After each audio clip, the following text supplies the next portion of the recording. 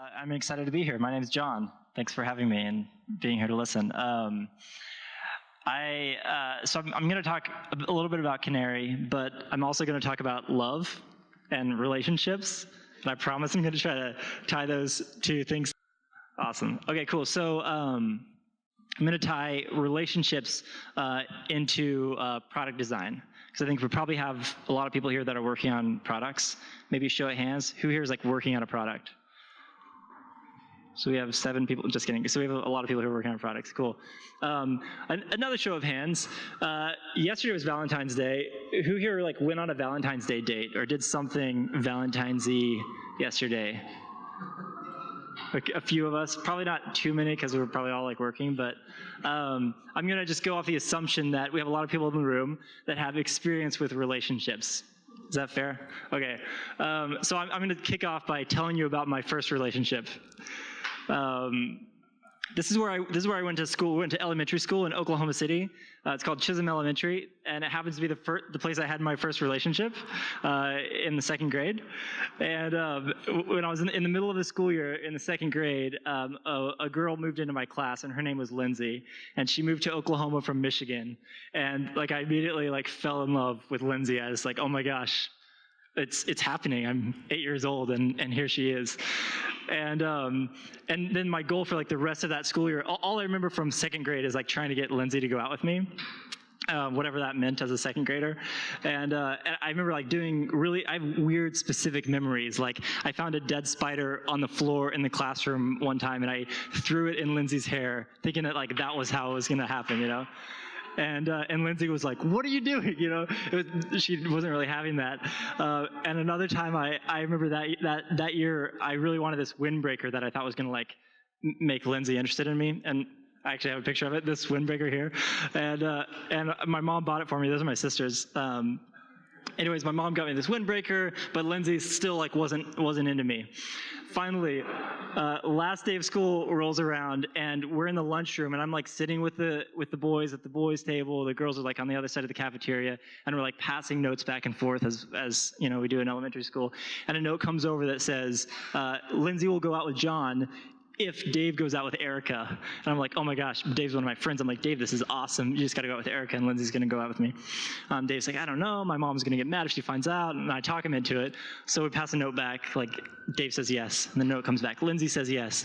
And I'm like so excited, I'm like running on the playground, like carving our initials into trees and stuff, you know? And then 20 minutes later, Dave comes up and he's upset, and I'm like, oh no. And he's like, hey, I'm sorry I broke up with Erica.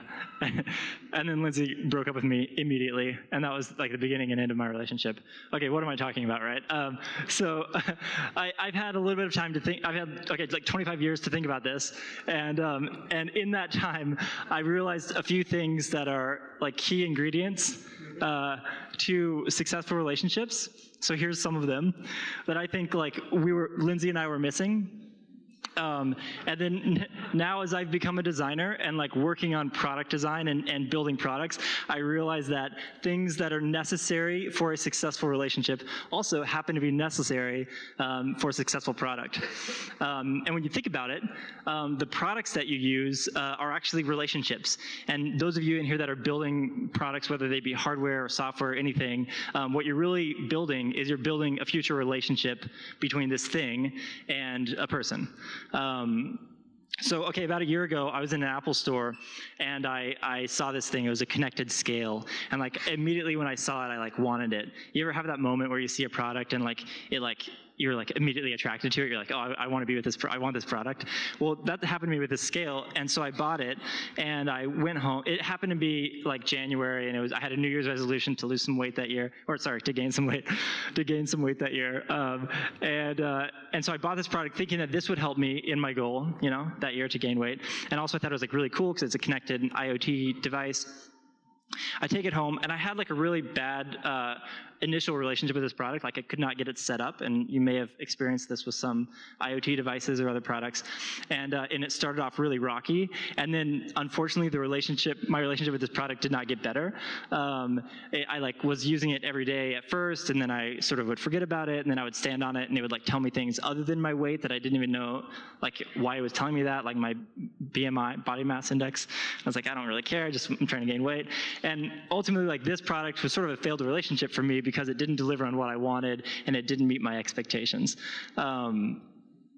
And so maybe you've experienced this either with hardware products or apps or other things like that where you buy something for a specific purpose, you have expectations for it, and then it doesn't deliver on them. And you can think of that as a product that just isn't for you, or you can think of it as a failed relationship. So product design equals relationship design. That's sort of the idea here.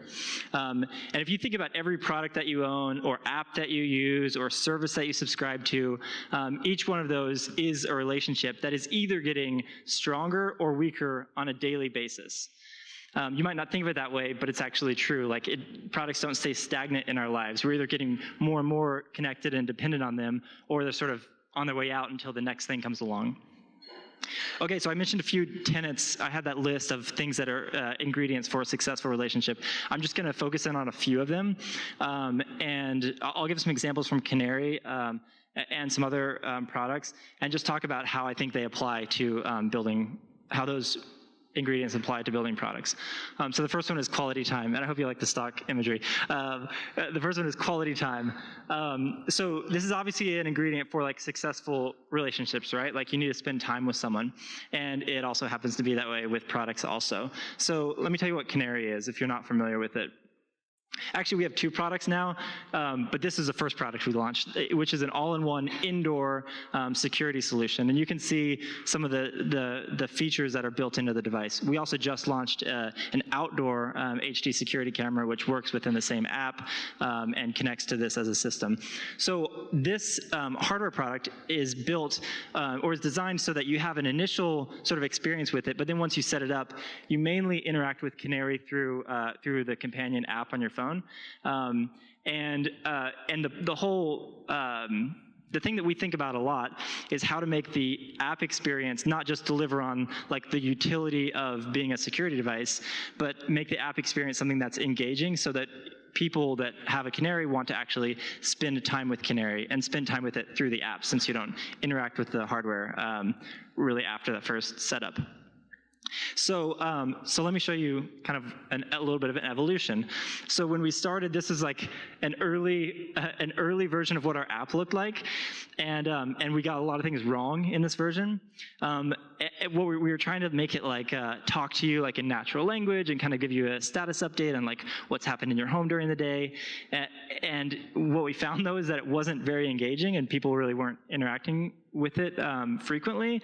This kind of shows a little bit of this timeline concept, but you had to like sort of dig around, and it felt like work. And maybe you've felt that with human relationships sometimes too, where it's like, I want to like, it's almost work to spend time with someone as opposed to just like effortless and enjoyable. So we iterated on this to try to make it less work and more just immediately engaging. And what the app looks like now is like this. It's like a little bit easier to dive into what we see as like the most engaging features. One being the ability to watch a live stream. So we make that very obvious and easy to just like immediately tap into.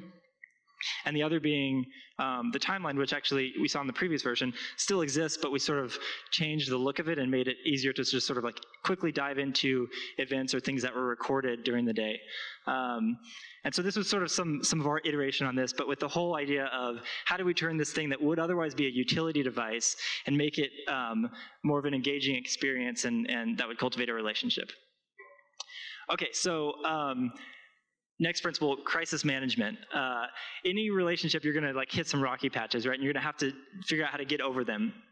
Now, when it comes to products, a crisis could have to do with the product itself, meaning you might have there might be an issue with the product or something that that the product has to then help you resolve that, or it could be an external thing that then the product, that might be one of the use cases for the product of how to help you deal with a crisis in your life or a problem that you're experiencing. So focusing on the latter, Canary is actually one of its primary purposes is to help you as a security device, and if an emergency or something like that happens in your home, Canary is designed to sort of help you manage through that crisis. And there's sort of two things that could happen. I mean, generally, one is that Canary can fail in the case of a burglary, of an emergency, in which case that relationship is pretty much ruined. Or Canary can deliver on helping you through that crisis, and then the user is going to come out the other end more committed to that relationship and more of an advocate for the product. So I'll give you a quick example. This man's name is Steve Pugh. He lives in Virginia. He has a few canaries in his home. This experience happened to him last year, where he was in Martha's Vineyard with his family, and he got a notification on his phone because Canary detected motion, and he's like, nobody's supposed to be in my house. He checks the app. He sees that there actually was a man in his home. It might have looked something like this, the app, where he's presented with a couple of options, and where Canary's sort of there as his, we think of it this way, as his partner to say like, hey, let's deal with this situation, and provides the ability to sound a siren that's built into the app or into the device, which Steve actually chose not to sound the siren, or to call the police. And I should say that the way that this works is Canary actually connects automatically to local police or fire or EMS near the home of where the hardware is set up. So when he was in Martha's Vineyard, he used the app to call the police, and it connected him with the police near his home in Virginia. And then because he's able to say, I'm looking at, I could see someone in my home right now, the police immediately dispatched to his home, and in this case, they arrested the man in the neighborhood right outside his house. And so it's sort of this incredible success story, and we've heard numerous ones of these with Canary, but in this one, it was so cool because Steve actually then got in touch with us, told us about it. In the previous slide, you saw that he went on the news and talked about it. And he really went from just being a user into like, he was a product user, and he became sort of a product lover or a product advocate. And that like really deepened the relationship, all because we helped him manage that crisis. One thing you could do tomorrow with whatever you're building, whatever you're working on, is like make a list. What are pain points or crises that your users might experience, whether related to your product or just in their lives, and then choose one or two of them and say, hey, how are we going to help them through this? And if you do really well on those points, that's actually going to build a lot more like user trust and user commitment to your product than if you focus on some other superfluous things. Okay, trust. I'm going to talk about this one really briefly, but trust is like key for all relationships. Is everyone here working on IoT devices? I'll do another show of hands. A few of us. Okay. Do you happen to be working on connected home devices? Anyone doing that? Cool. Okay. So here's an interesting statistic. All this section applies to everyone, whether or not you're working on IoT. But this is was a study done around sort of how consumers feel about IoT devices, and it focuses on the connected home. But 73% of people polled said that they were concerned about privacy when it comes to connected home devices. And that makes sense. It's not like a surprising number. Of course, people are concerned about it. But what was interesting is that of these people, only 6% said that those concerns would prevent them from purchasing a connected home product. And I just think what's cool about that is that it shows that people are willing to sort of suspend some disbelief and to trust IoT because they want the value that it provides. But then what it does is it puts responsibility on us as product builders that are creating for this industry to then not break that trust, because it would obviously for that user, but also for the whole industry, we have a responsibility to show that like the connected home and IoT devices are trustworthy. So one way that we do this, I don't know if anyone's heard of ICSA Labs. They've been around for like 20 years, a couple decades doing sort of independent testing of products for security and other things, and it's part of Verizon. They just released an IoT sort of device security protocols, and Canary was actually the first IoT device to go through their testing. And what was cool about this though is that when these sort of independent testing companies make these protocols, usually what happens is the first products that they test don't pass the test, and then it's sort of this negotiation process where they think, oh, maybe we should change the protocols or the standards.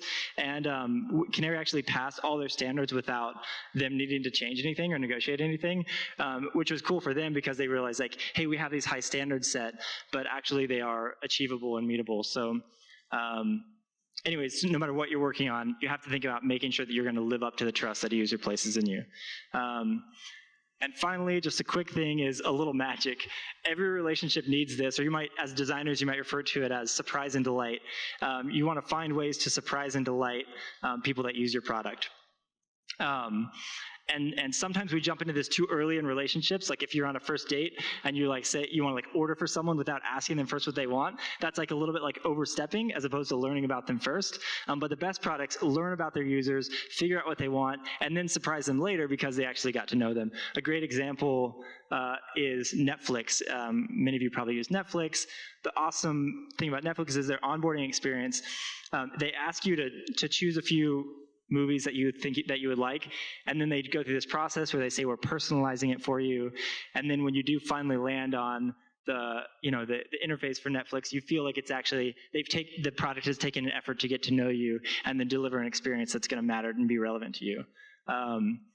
Okay, so I'm going to end it at that and just say if you're building any product, the best advice I guess I can give is to ask yourself, what sort of relationship am I building? What sort of relationship do you want people to have with your product? Maybe you're building like a one-night stand intentionally. Maybe it's like you want people to just like set this up and then not use it anymore. But hopefully you're trying to build for like a longer lasting love story and a longer relationship. And I'll leave it at that. Thank you so much.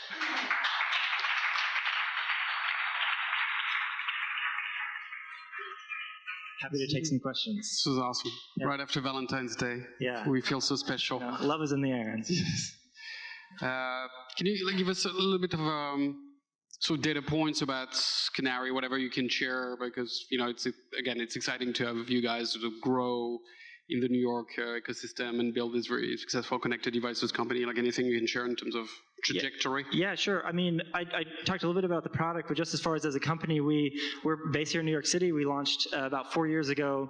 We launched on Indiegogo, had a pretty successful Indiegogo campaign. And then from that point, we've just, for us, this is a successful crowdfunding campaign. What we feel like was a result of like a perfect storm of the technology was available for us to do this thing we wanted to do and build this thing. There was like a need that existed, and then there was already like a lot of consumer interest sort of starting to build towards connected home and smart home, and in a lot of ways, we got lucky to like launch at that time. And then also, we think a lot of it has to do with our solution and the way we're approaching the problem and the product that we designed. And then since that time, we've launched in 15 different countries.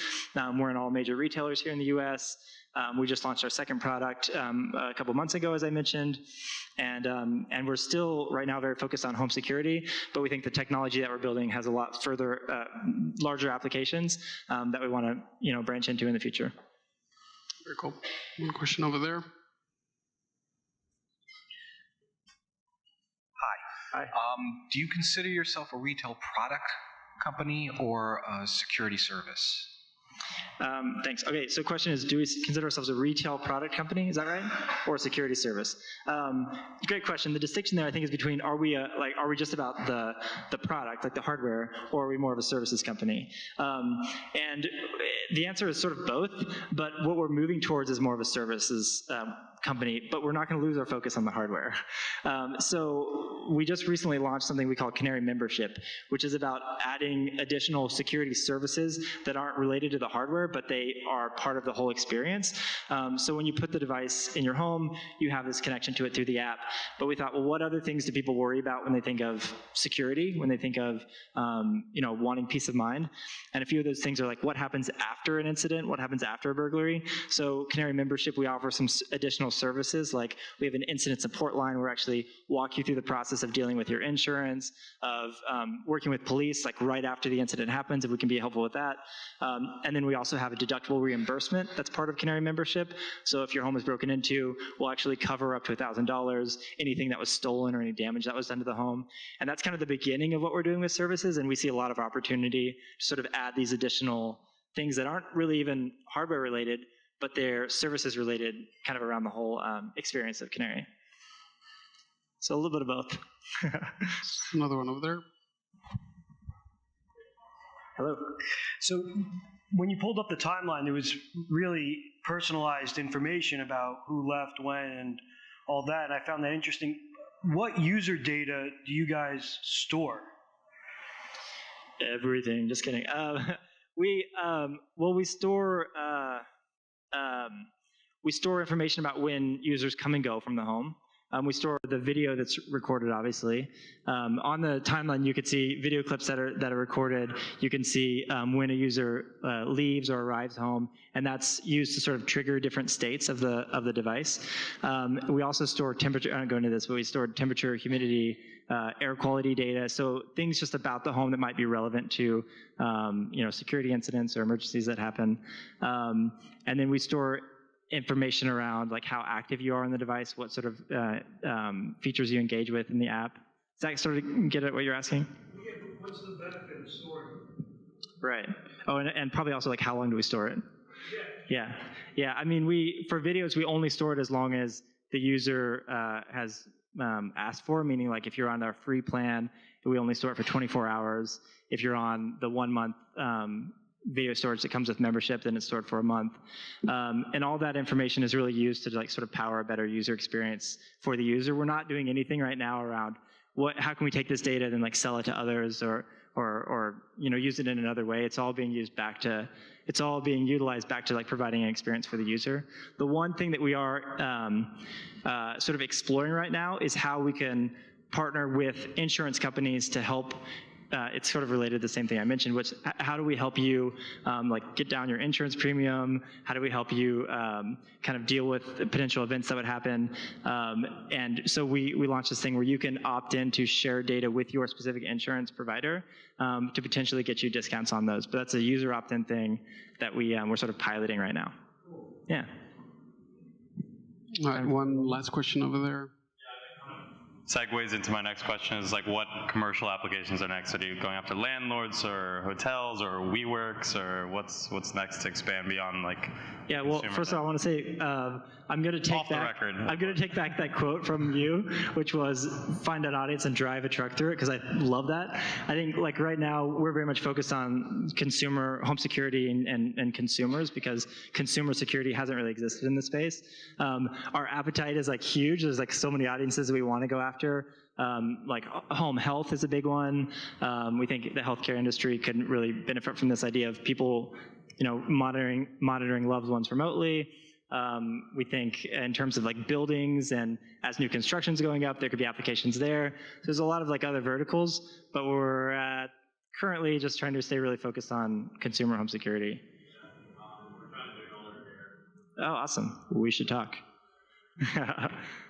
Cool. Well, thanks for all the questions, and thanks for having me. All right, thank you so much.